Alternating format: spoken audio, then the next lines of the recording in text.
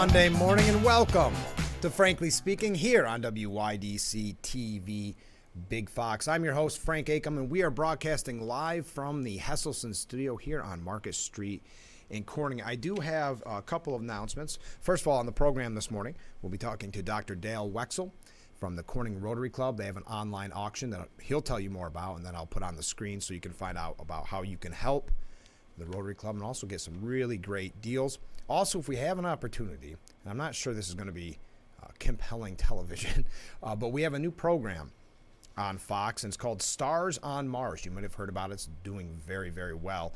They sent me last week, but we had some technical glitches, so I couldn't do it. They sent me last week they sent me more than two, but we've been kind of snacking on it. Freeze-dried astronaut food. Do you remember that? This was the one that everybody probably remembers, the Neapolitan ice cream that you'd get at gift shops when you were a kid. Well, I saved that. I saved bananas, and I saved a vanilla ice cream sandwich. So maybe if we have an opportunity, we'll have a little taste test here on the program. But make sure you tune in to Stars on Mars today at 8 o'clock right here on Big Fox.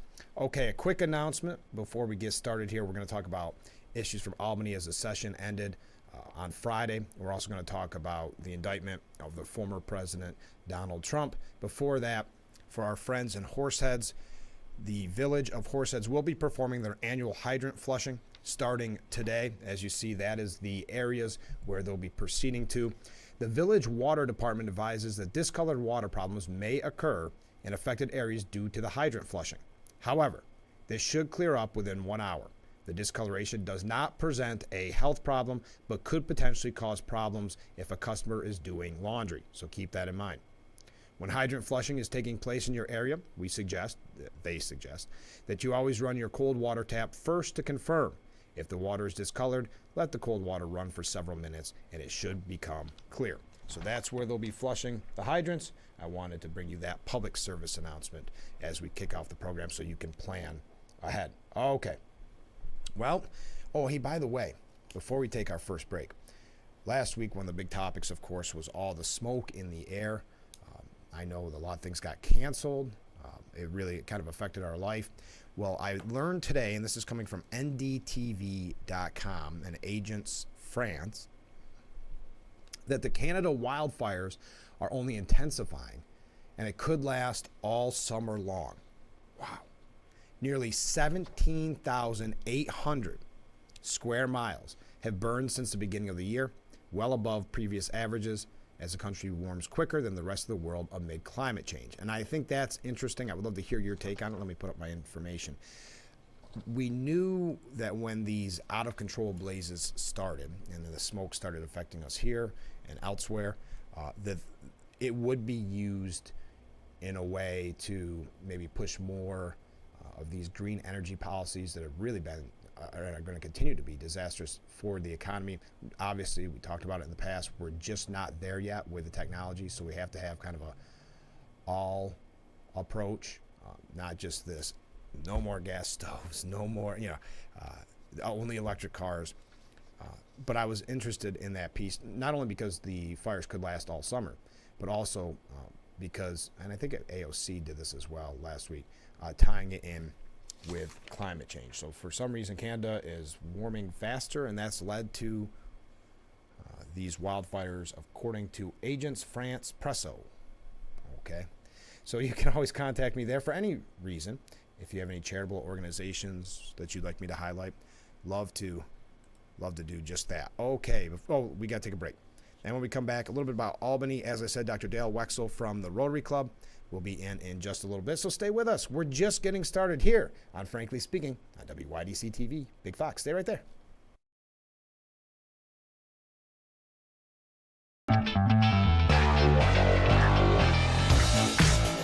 We are back with Frankly Speaking here on WYDC TV, Big Fox. I'm your host, Frank Acom. Let's take a look at issues from Albany. The Gothamist here. Just 1 second as I get it up on the screen for you to see along with us reading along. So the Gothamist, talks a little bit about what passed in Albany this year. We mentioned this on Friday, but it's clearing the way for possible slavery reparations. That was passed. There was a very good piece, I believe it was with the New York Post, and I can't remember who wrote it. It might have been the editorial board. That was saying how, if you just look at California, how much these reparation panels divided. It did not, of course, heal or even, quote unquote, start the conversation. It divided, and to the point where Governor Gavin Newsom, who is known to be extremely liberal, said there's nothing we can do. I mean, I think that the tag was like, what, 800 billion, something like that. So New York is set to become the second state. As always, if we see California do something, we're probably going to copy it, and vice versa. We will be the second state to create a commission to recommend possible compensation for those harmed by the legacy of slavery if Hochul signs the bill. Lawmakers struck an under-the-radar deal this week on a bill to launch a 9-member commission, which would be tasked with studying the history of enslaving African people in New York, as well as the role the city, state, and federal governments played in keeping freed slaves from going back to their homeland. Based on that history, the commission would then be tasked with recommending remedies to the legislature, including possible compensation and criteria for determining who is eligible for said compensation. If signed into law, the governor, Senate leader, and Assembly Speaker would all appoint 3 members to the panel. A final report would be due a year and a half after Hochul's signature, but its recommendations wouldn't be binding. So again, wouldn't be binding. You have the idea of how this divides the state, as we saw in California. It would be up to the legislature to implement them if they agree to what was discovered. The governor has not taken any position on this issue as of this program. She did say, I have not had a second to take a look at it last week. Okay, not passed. This was one that was not passed. Any major housing policy, which was very interesting because Governor Hochul made that, for lack of a better word, a priority. She wanted to be a part of her budget. Of course, it did not go through the budget, and now it looks like nothing major in the housing policy passed in this session. What did pass, and we're going to talk about Assemblyman Phil Palmisano's statement on this in just a moment, the Clean Slate Act. We talked about that. I had some people reach out to me who disagreed. I'm just going to take that off the screen. Who disagreed with my position on it. I'm not for the Clean Slate Act, especially initially it was much worse. They did tweak it a little bit. Under the bill, most felony convictions would be sealed 8 years after someone finished their incarceration, so long as their parole and probation are completed. It's 3 years for misdemeanor convictions. There are exceptions. Sex crimes won't be sealed, nor will Class A felonies like murder or arson. Now, this is what confuses me. Supporters, including major business organizations, say the measure will help people find work and housing after paying their debt to society. Opponents say it's too broad and will wipe out far too many convictions. That's where I lean. But and I don't remember who said it. It might have been Will Barkley, who said if a company wants to hire, because you've had a lot of companies kind of virtue signal and say, yeah, we're all for this. Well, if you want to hire someone with a criminal record, there's no one stopping you from doing that. This just seems like you're trying to, quote unquote, dupe other businesses into hiring someone maybe they did not feel comfortable hiring. We'll talk about what the Assemblyman had to say about that in just a moment. I do have to take a short break. A few other things that passed. This passed. Diwali and Lunar New Year are now school holidays. Diwali, the Festival of Lights, celebrated by Indian and other South Asian cultures, is now a holiday in New York City. The other would make Lunar New Year, important to Chinese and other Asian cultures, a statewide holiday. Interesting. Passed public campaign finance changes. We'll talk about that when we come back, because I don't want to rush this. There's a lot more to discuss. So stay with us. We'll be right back with Frankly Speaking here on WYDC TV, Big Fox. We are back with Frankly Speaking here on WYDC TV, Big Fox, broadcasting live from the Hesselson studio here on Marcus Street in Corning. So I mentioned that the public campaign finance changes were passed at the end of the session. What the idea is, this has been going on in New York City for a while, but smaller contributions, this is the idea, to political campaigns are matched with public funds, which is meant to emphasize the impact of small donors. Small donors meaning, actually the voters is kind of the concept that it's just the voters that are actually having a say in it. In the final weeks, lawmakers made some changes, okay? And that's when good government advocates started to essentially say this has diluted the whole point of this bill. Now, I was not for this. Wait till you hear what it is. I know we've talked about it a little bit in the past. The bill would allow the first $250 of larger donations to be matched. That's what they changed. So that means if you donate $10,000 to a candidate, the first $250,000 would be matched by public funds. What's public funds? Your money, my money, taxpayers' money. There's a change from how from how the program was originally constructed, when only contributions of $5 to $250 were eligible. But you're saying, wait, so I have to pay for someone's campaign I don't agree with? Philosophically, I don't agree with them on these political issues. I have to, as a taxpayer, essentially pay and match those donations. Well, listen to this. Eligible contributions are matched at a 6-to-1 rate for statewide races. For state legislative races, it's a sliding scale. 12-to-1 for the first $50, 9-to-1 for the next 100, and 8-to-1 for the following $100. So 6-to-1 for statewide races. Of course, this is going to help incumbents. This is open for so many problems. This isn't going to get more people active. Incumbents historically raise more money. They're better at fundraising. That's the nature of the beast, so to speak. So now we're going to match up to 6-to-1 as taxpayers. So again, think of a candidate maybe in your mind that you don't support. Let's say an AOC. Maybe you don't support her policies, what she looks for when it comes to legislation. You would be essentially on the hook, and that may be a bad idea because that's Fed, so maybe I don't think it does cover Fed, but so maybe that's a bad example. But think of someone with that kind of mindset where maybe you don't support that political mindset. You will be paying 6-to-1 for that person's campaign donations of anything $250 or less, or now at least the original $250 on top of what from a gigantic donation of like a $10,000, so the first $250. I hope I didn't make that too confusing, but it's frustrating. I know we've talked with the assemblyman about it in the past. It almost seems like a joke. It almost seems like a way to make campaigns even more of an issue, raise more questions, but that's Albany for you, and it seems like some incumbents got to help their own reelection campaign by voting for that bill. Now, Assemblyman Phil Palmisano weighed in on the Clean Slate Act, and yes, we are going to be talking to Dr. Dale Wexel from the Rotary Club here in just a moment. But Assemblyman Phil Palmisano blasted the passage of the Clean Slate Act.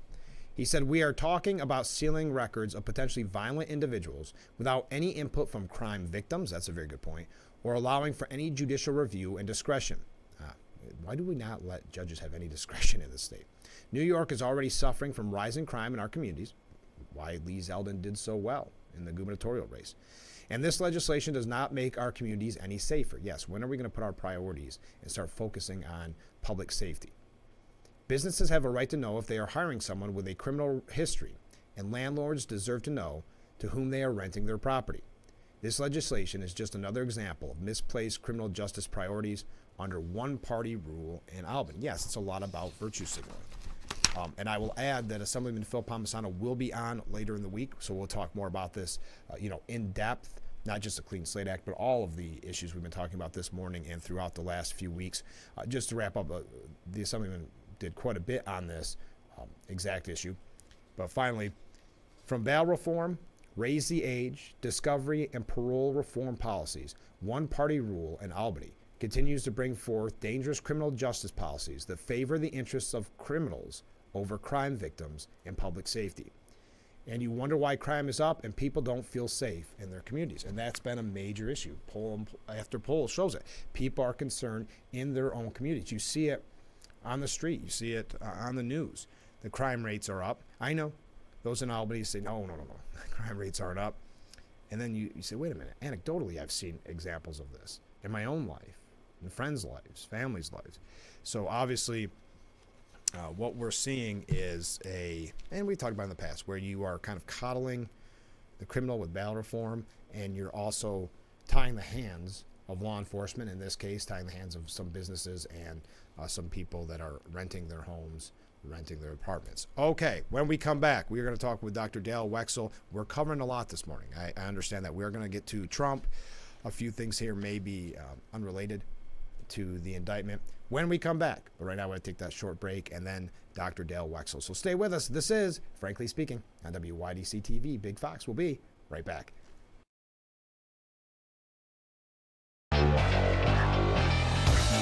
Welcome back to Frankly Speaking here on WYDC TV Big Fox. This is the M.A. Neal Financial Services section of our program, and we are being joined by the incoming Rotary Club president, Dr. Dale Wexel. Thanks so much for being on the program. It's a pleasure to be here. A lot of people are talking about this auction. Mm-hmm. What a great idea. So how did you guys come up with the idea of this silent auction online? Well, obviously, any organization, and particularly like Rotary, would like to have fundraising events that don't involve 100 people to get things done. Right. So obviously, having an online auction is probably the easiest thing to do. Mm-hmm. It's at 32 Auctions, which specializes in these kinds of things, at an extremely attractive rate in order to do that. Oh, that's great. Right. And also, it allows both our membership to contribute items to the auction as well as reaching out to the whole community. And I have to say, we've had a very positive response for many of the businesses here who have donated items for the auction. And that's what I was going to mention. It goes to show you the community, because people realize small businesses in our area realize how important it is, the job that you do at the Rotary Club. So the auction as it is currently online now, there's 55 items. I would like to mention, especially up front, there are tickets available for the TAGS 30 years celebration on Friday. So if you're going to bid on those, you need to do that, because the closing will be on June 15th for those tickets, since the event is on the 16th. Okay. But we have everything from jewelry, we have pillows, we have works of art, some of which are very unusual and might be attractive. We have a large number of baskets with and without wines. We have a That's rare. Heavy wine content here. You want to have a whole case of wine, that is available for you. Yeah. So if you participate in that bidding, you may get it at a very favorable price. And this runs until June 17th. That's when it closes, correct? Right. How do people sign up? They just go to the website? All you have to do is to go to the 32 Auctions website. You can look at their collection of auctions that are currently available. And then you can choose the www.32auctions.com/Corning NY Rotary, and so that is our official site for that auction. Well, and it looks like it's already a success with some of the bids. Some of the things are really taking off, so that's got to be exciting, because this is your inaugural year doing it, correct? So that's got to be wonderful. Now, what if, let's say I bid on something and I win it, how do we pick it up?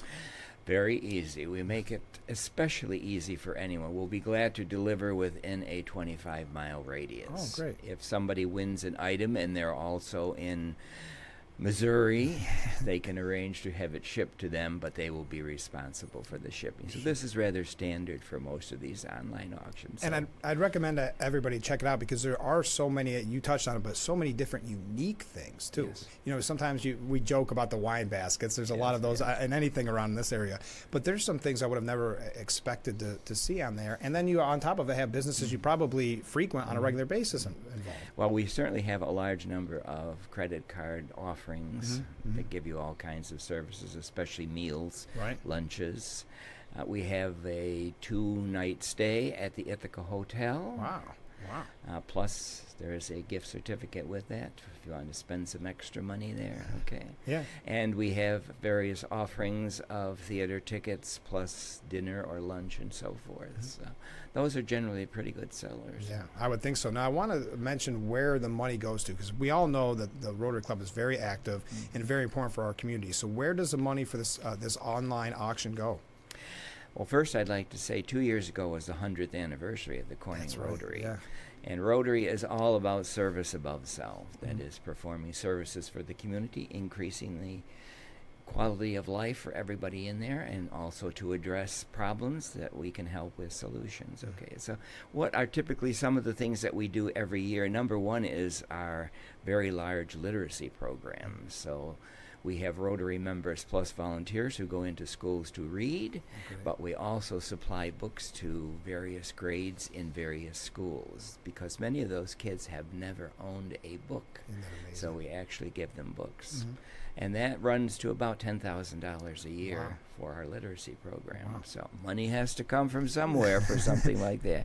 We also have Camp Star in the summer program, and that's for developmentally disabled people. Gives them a several day stay at a camp.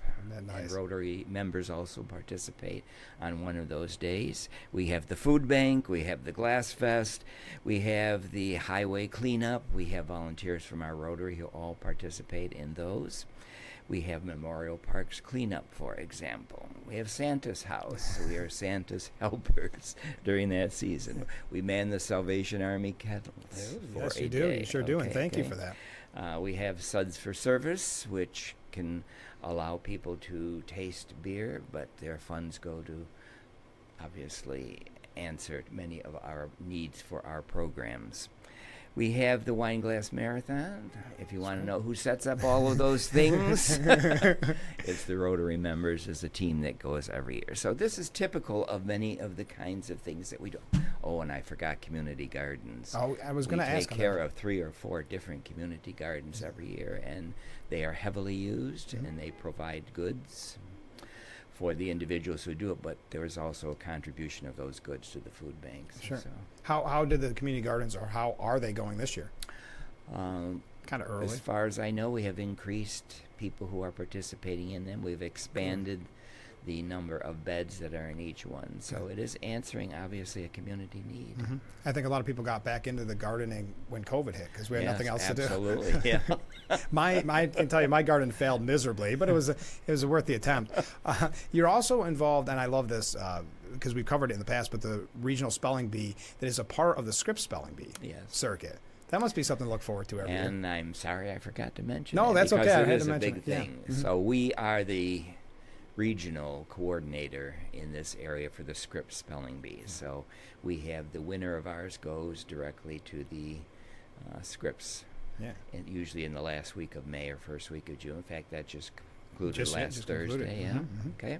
We've actually had 2 national winners in the 13 years that we have been doing this. Okay, so we cover all of the counties from Broome to Chautauqua, and we have been assigned Erie County because they lost their sponsorship. So we go all the way from the Buffalo area down to just as you come to Erie, Pennsylvania, and all the way to Broome County. So we are looking forward to expanding the participation, and then currently, last year we had 42 school districts participate, which meant we had 82 spellers to participate in the regionals. Does Scripps provide the words, or do you come up with them? Oh, no, Scripps supplies all of these. Can you imagine after watching? Did you watch any of the spelling bee? Yes, I did. I watched most of the finals there, I couldn't even told you if they were words, let alone how to spell them, but that was pretty impressive. Well, they do get in some esoteric there. But you do so many amazing things in our community. So if someone's thinking about becoming a member, what's it like to be a member of the Rotary? Because it sounds like you must be busy. It's very easy to become a member of Rotary. The first thing to do is obviously to contact Rotary on our website. It's just the Corning Rotary. If you put that in, and the search will come up with our website. Okay. All you have to do is hook up with one of our members. So if you know someone who is a member, you speak to them, and they will become your sponsor. The requirement is you attend 3 Rotary meetings. Once you have attended 3, you fill out a form with your sort of semi-biography. We post it online so people know that you're interested. And after 2 weeks, you officially become a member of Rotary and pay your dues. And of course, the most important part. You can't forget that. But if you become a member of the Rotary, how much time is involved for people who are thinking? Because it sounds like you're doing a lot, but you don't have to be a part of every single event, do you? Because of COVID, before COVID, we actually had 4 meetings a month. Oh my goodness. Okay. Yeah. The expectation was that every member does not attend 4 meetings a month. Okay, so we switched back to 2 meetings a month, but we were online. So as a result of that, now we have hybrid meetings. So if you can't make it, you can attend online. Okay. And as of probably August, we will be shifting back to 2 meetings a month. That's at the Radisson, which will now be the DoubleTree soon. Sure. Okay, so those two meetings are noon meetings with lunch. Okay. Oh, very nice. Okay. Now, as far as commitment of time is, the expectation is you spend at least 20 hours a year in any of the Rotary activities, and most people spend significantly more than I'm that. sure. Okay. It must take more than 20 hours to set up for the wine glass. Oh, that alone, Yeah. if you're participating Yeah. in there easily, Yeah. it's probably 20 hours, period. Yeah. So it's amazing what you are able to accomplish with the Corning Rotary. And it's rotary.org. Is that the best place to find it? Or do you have a specific website? Just put Corning Rotary Club and you'll be able to it'll find it. come up. Simple. So you should get involved. Just before we go, because we originally started talking about the online auction, what should people know about the auction before we wrap up here? Well, the auction specifically is designed to provide general funds, so that will be used over various projects during the year. We also introduce new projects every year, so this would obviously be a good seed Sure. for a new project that's coming on, and there's probably at least 3 or 4 that are being considered at this moment. Okay.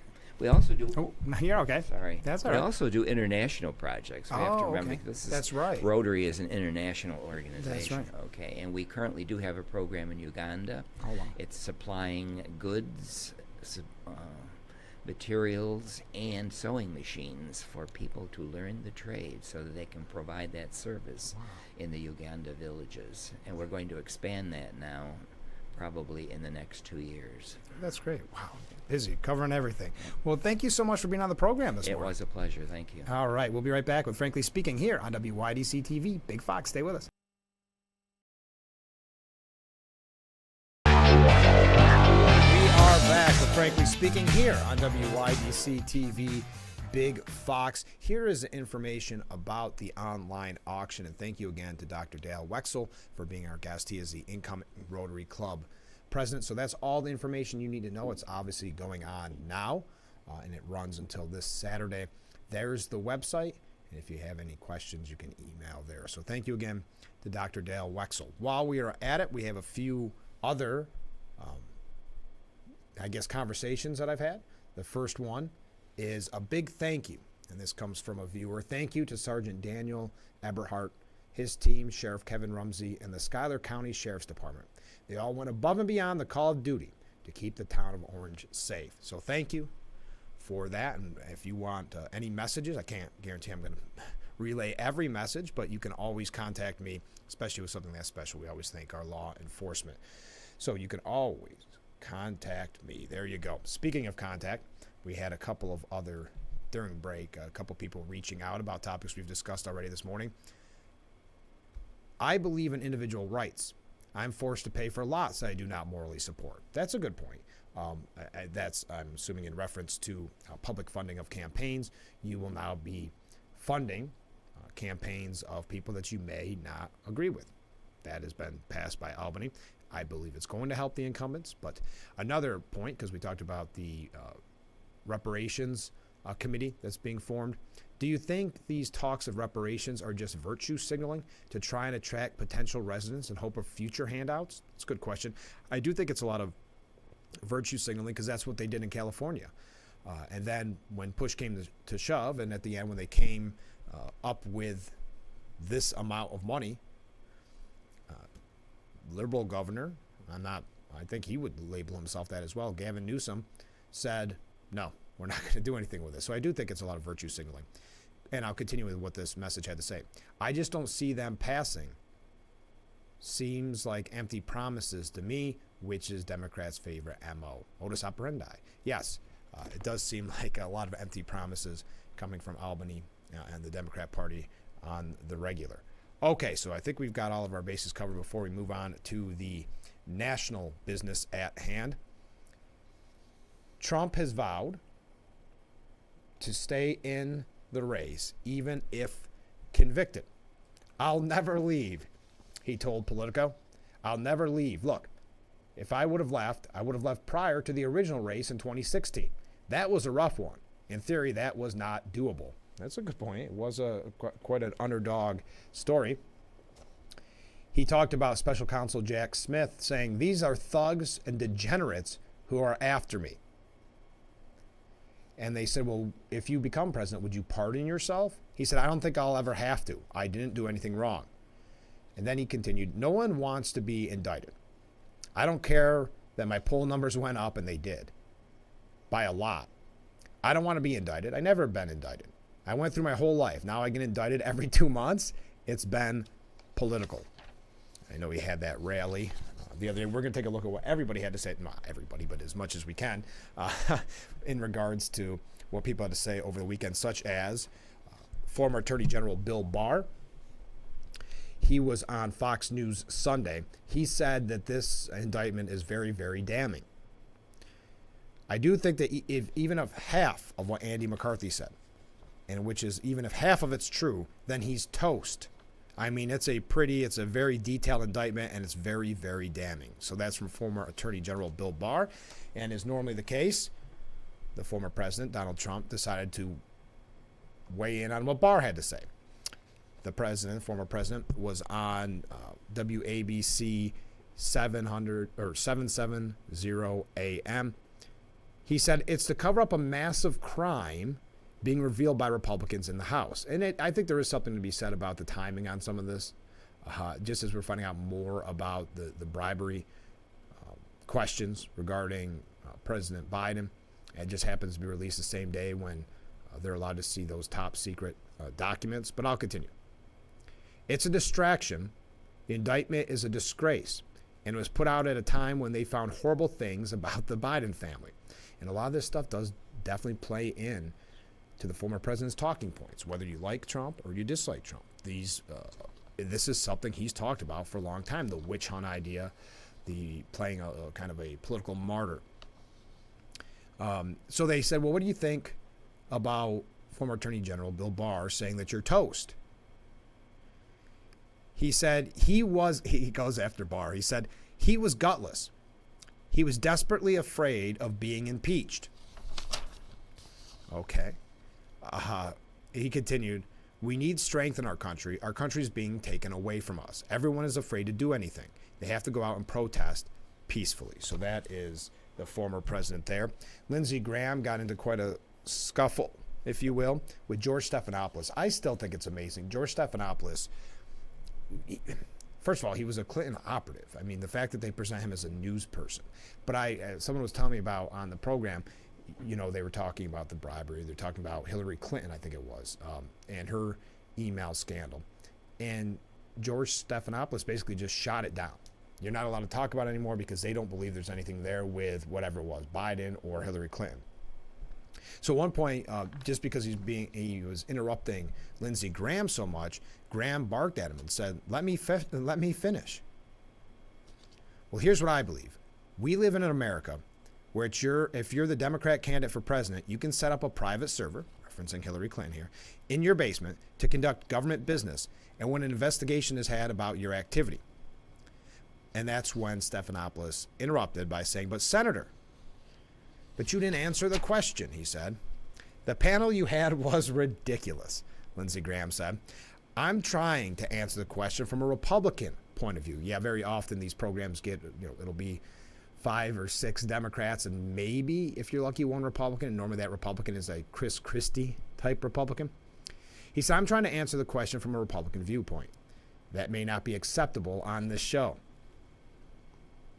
Yes, I don't like this again, Senator Lindsey Graham. I don't like what President Trump did in certain aspects. I don't like that Joe Biden had classified information in his garage. I don't like that Mike Pence carelessly took classified information. I don't like any of that. But what I don't like is a system in America where the Secretary of State, who's a Democrat candidate for president, has people take a hammer to social media devices and break them apart, apply bleach bit to a hard drive to erase emails, allow classified information to get on a felon's computer, meaning Anthony Weiner. You haven't even mentioned that. Most Republicans believe that we live in a country where Hillary Clinton did very similar things and nothing happened to her. Yeah, and to the point where she was actually smug about it, almost giddy about it over the weekend, selling hats that said, what about her emails? Rubbing it in that she is above the law and former President Trump is not. Did he do things wrong? Yes, he may have, said Lindsey Graham. He will be tried about that. But yeah, sometimes I get it. why sometimes you have to go on to these outlets, but it is kind of frustrating when you see the writing on the wall how George Stephanopoulos is going to handle that exact interview, which is going to be a lot of interruption and trying to silence what I think are very good talking points, referencing Hillary Clinton and President Biden having the classified documents in his garage as well. We've got to take a short break. Stay with us. We'll be right back with Frankly Speaking here on WYDC TV. Big Fox. Stay with us.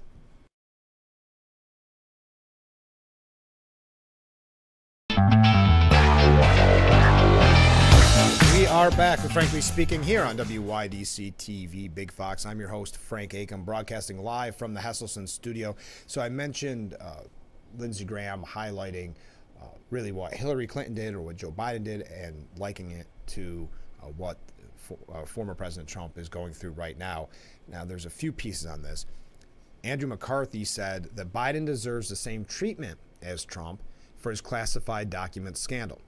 The most erroneous aspect for former President Trump's indictment for maintaining classified documents in unauthorized locations is the breathtaking sensitivity of the intelligence he was all allegedly hoarding. So it goes through and says this is the problem. But, and just to boil it down because we don't have time for all of it, what he's saying, I'm trying to give you all sides to the coin, is that he did not like, kind of what Lindsey Graham said too, did not like what he's saying. But at the same time, Biden deserves the same treatment. Now, as I mentioned, Hillary Clinton really laughing at it, selling hats that said, what about her email, something like that, rubbing it in that I think this is the kind of thing, I predicted it on Friday, but this is the kind of thing that actually ends up helping Trump. So be careful what you wish for if you are an ever-Trumper or if you are a Democrat. But Dean Obeidallah took a moment from CNN of writing about Saturday Night Live episodes to discuss this, saying, the bogus Hillary Clinton excuse Republicans are using to defend Trump. So in his mind, it's all bogus to compare that. I thought Lindsey Graham put it very succinctly, exactly what happened with Hillary Clinton. And we don't have to re-legislate that, but you remember what happened at the time. So he's saying, and you're going to see this from a lot of those people in the mainstream media, because it is a very good talking point, that what about Hillary? What about Biden? So you've got George Stephanopoulos trying to silence that on his program when Lindsey Graham brought it up. And now you have Dean Obeidallah with this piece, the bogus Hillary Clinton excuse Republicans are using to defend Trump. And then he ends up quoting all that Comey did in that case, which is interesting to go back and think about Comey and the disastrous job he did. Representative Nancy Mace from South Carolina was on Sunday Morning Futures saying that Biden wants to give Donald Trump a death sentence for documents. That there's a lot of, well, that is right. And honestly, no one's made this connection yet either, she said. But when we got access to the suspicious activity reports, the day we got access to the SARS report, Alvin Bragg indicted Trump in New York. The day that we got access to the 1023 form showing bribery between Joe Biden and Hunter Biden in Ukraine, they indict Donald Trump again. Every time the Oversight Committee has evidence of corruption, bribery, money laundering on the Biden family, they indict Donald Trump. Whether you agree with Donald Trump politically or not, most of America sees this for what it is, weaponizing the executive branch to take out political enemies. And there's a point there, and that's the one that the point that the former president is going to make on a regular basis, that this is the weaponization. And I say, be careful what you wish for if you're a Democrat when you're giddy like Hillary Clinton. These are the kind of things that really got Trump elected the first time, the swamp idea against somebody. She added one last thing here. And look, Joe Biden wants to give Donald Trump a death sentence for documents. He's facing hundreds of years for mishandling documents, and they want him to die in jail. And yet Hillary Clinton is standing free today. You've also got to mention that Biden had those classified documents in his home as well. But we got to take a short break. I don't want to run too late. Stay with us. We'll be right back with Frankly Speaking here on WYDC TV, Big Fox.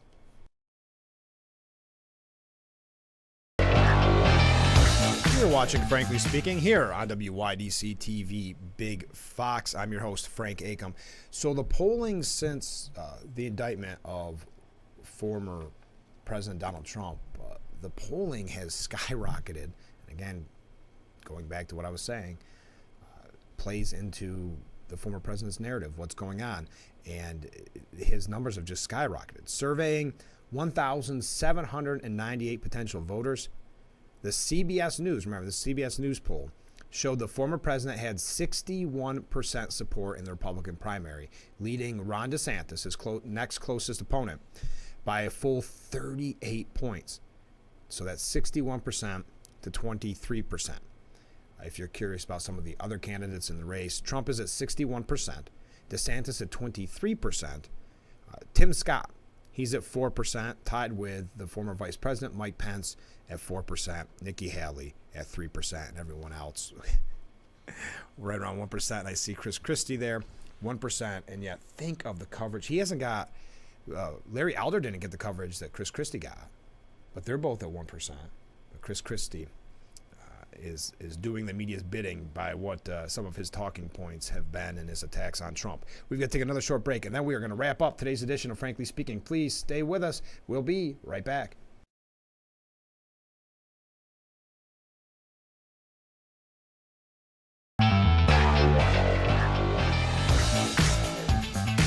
We are back with Frankly Speaking here on WYDC TV Big Fox. I opened up the freeze-dried food. I don't think it's going to be that great to just watch me eat on the air, but the creators of Stars on Mars here on Big Fox sent us all this freeze-dried food. They sent us this banana. Yikes. And then Neapolitan ice cream sandwich. Doesn't that look good? Yeah, I'm supposed to eat them on the air, but I don't think that would make for the most compelling television. So just watch Stars on Mars tonight at 8 o'clock. It's a hit already. Last couple of quick stories before we go. The U.S. has confirmed China has had a spy base in Cuba since at least 2019.